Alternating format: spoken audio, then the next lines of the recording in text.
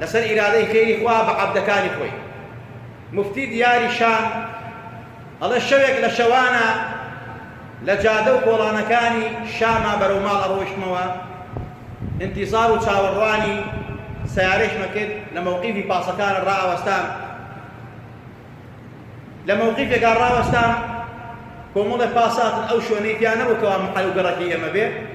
خەڵکێک سەرکەوتن من بە تەنها مامەوە لەو لاوە کابرایە کات بە تەمەنی 65 تا 70 ساڵەکە بوو، لەتری ئەدا و سەرخۆش بوو، بڵقەکەی بەدەستەوە بوو.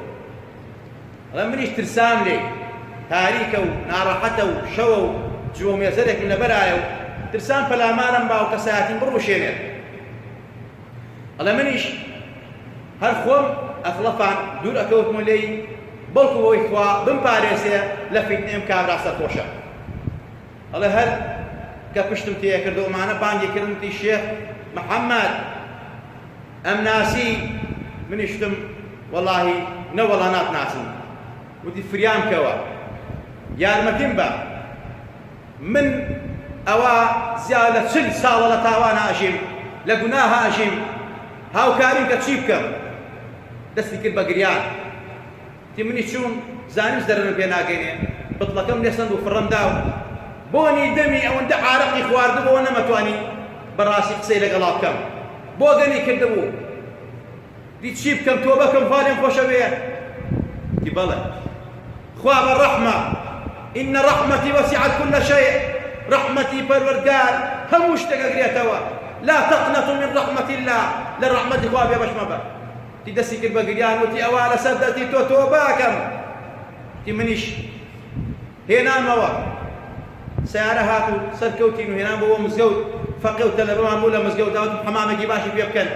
تی حەمامێکی باشیان پێ کرد، جلو بەرگیان بۆی ناخۆی گۆڕی، هاتەوە سەر خۆی فێری نوێژم کرد، نوێژی نەئەزانی، تۆبەیە باشی کرد، دەستی کرد بە نوێژ. هەفتەیە لای خۆمان گیرماندا کە سوکاری هەواڵان زانیان لای ئێمەیە.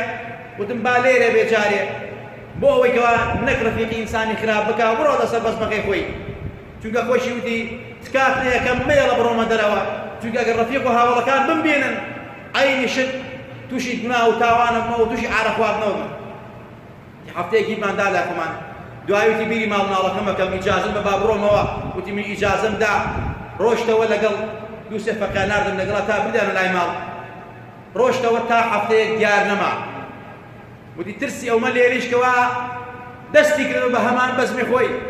کە ڕۆژی جومعە بوو وتارمەدا لە ئەسنای وتارە، وتیان مامۆستا جەنازەیەک هێن بۆ مزگەوت ڕەحمەتان لێ بێ، ڕەخەڵکی ڕاگەیەنن با نوێژەکەی بکەین. منیش بە خەڵکم ڕاگەیان. دوای کە جەنازەیان هێنازان کە سوکاری ئەو کەسەیەکەوە عەرەخۆر بوو، تۆبەی کردەوە گەڕاوەتەوە. وتمەوە کێ مردووە؟ وتیان وەڵا فڵانە کەس کە تۆبەی کرد هەفتەیەک لە ماڵا بوو نەخۆش کەوت، بەڵام بەدەم نەخۆشینەوە لە ترسی خوا کە ئیستیغفاریە کرد و ئەگریا زکریە کرد و یادی خوایە کرد. شەوی جومعە وەفاتی فەرموو، وەفاتی کرد. الله ئەکبەر لەو مردنە. ئەمە عاقبەت خێریە. بەڵێ گوناهی کرد، تاوانی کرد، بەڵام خوا ئیرادەی خێری بەم عەبدە هەبوو، لە پێش مەرگ و مردنیا هیدایەتی دا. بۆی ئیمامی عەلیە فەرمێ ڕەزا ڕەحمەتی خوای لەسەر بێ، کەسێکتان بینی بە شەو گوناهی کرد، بەیانی بۆ چاوە سەیری مەکەن، چونکە هیدایەت بەدەست خوایە. زۆر کەسمان بینی ئەهلی عیبادەت بوو، دوای گومڕا بوو، خوا سەیری لێ شاڕ لەسەر کوفر و ضەلالەت مرد.